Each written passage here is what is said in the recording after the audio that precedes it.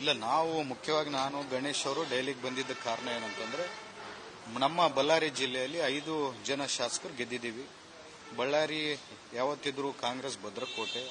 ಅದ್ರ ಜೊತೆಯಾಗಿ 5 ಮಂದಿ ಶಾಸಕರು ಗೆದ್ದಿದ್ದೀವಿ. ಯಾರಿಗೂ ಒಂದು ಅವಕಾಶ ಮಾಡಿಕೊಡಿ ಅಂತೇಳಿ ಸಿಎಂ ಅವ್ರನ್ನಾಗಿರ್ಬೋದು, ನಮ್ಮ ಹೈಕಮಾಂಡ್ ಆಗಿರ್ಬೋದು ಒಂದು ಮನವಿಯನ್ನು ಮಾಡಿಕೊಂಡು ತಾವು ಹೈಕಮಾಂಡ್ ಅವರು, ಸಿಎಂ ಅವರು 5 ಜನ ಶಾಸಕರಲ್ಲಿ ಎಲ್ಲರೂ ಅಣ್ಣ ತಮ್ಮರಿದ್ದಂಗೆ ಇದೀವಿ. 5 ಜನ ಶಾಸಕರಲ್ಲಿ ಯಾರಿಗೂ ಒಂದು ಅವಕಾಶವನ್ನು ಮಾಡಿಕೊಟ್ರೆ ನಮಗೆ ನಮ್ಮ ಜಿಲ್ಲೆಗೆ ಪಕ್ಷಕ್ಕಾಗಿರ್ಬೋದು ಮತ್ತೆ ನಮ್ಮ ಜಿಲ್ಲೆಯ ಅಭಿವೃದ್ಧಿಗಾಗಿರ್ಬೋದು ಬಹಳ ಅನುಕೂಲತೆ ಆಗುತ್ತಂತೇಳಿ ನಾವೊಂದು ಮನವಿಯನ್ನು ಮಾಡ್ಕೋಬೇಕಂತೇಳಿ ಬಂದಿದ್ವಿ.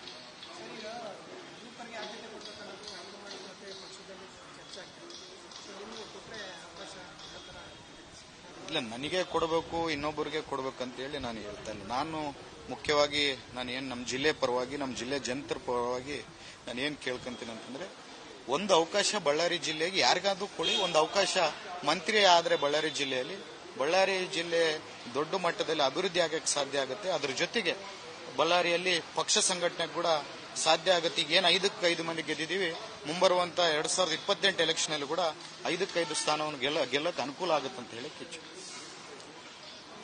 ಜಿಲ್ಲೆ ಜನತೆಯ ಪರವಾಗಿ ಮತ್ತೆ ಜಿಲ್ಲೆಯ ಜನತೆ ಎಲ್ಲರೂ ಕೂಡ ಅಭಿಪ್ರಾಯ ಒಂದೇ.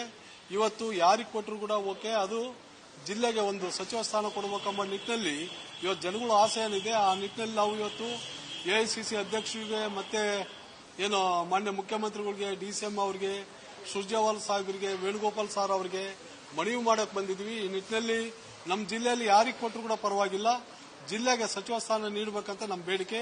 ಯಾಕಂದ್ರೆ ಮುಂದೆ ಬರುವಂತ ದಿನಗಳಲ್ಲಿ 2028-29 ಚುನಾವಣೆ ದೃಷ್ಟಿಯಿಂದ ಇವತ್ತು ಬಳ್ಳಾರಿ ಜಿಲ್ಲೆಗೆ ಒಂದು ಸಚಿವ ಸ್ಥಾನ ಅವಕಾಶ ಕೊಟ್ಟರೆ ಮುಂದೆ ಕೂಡ 2 ಜಿಲ್ಲೆಗೆ ಅನುಕೂಲ ಆಗ್ತೈತೆ. ಅದೇ ರೀತಿ ಹೊಸ ಬದಲಾವಣೆ ಪ್ರಾರಂಭ ಆಗೋ ನಿಟ್ಟಿನಲ್ಲಿ ಇವತ್ತು 2 ಜಿಲ್ಲೆಗಳಿದೆ. ಹಂಗಾಗಿ ನನಗೆ ಸಂಪೂರ್ಣವಾಗಿ ಹೈಕಮಾಂಡ್ ಮೇಲೆ ನಂಬಿಕೆ ಇದೆ.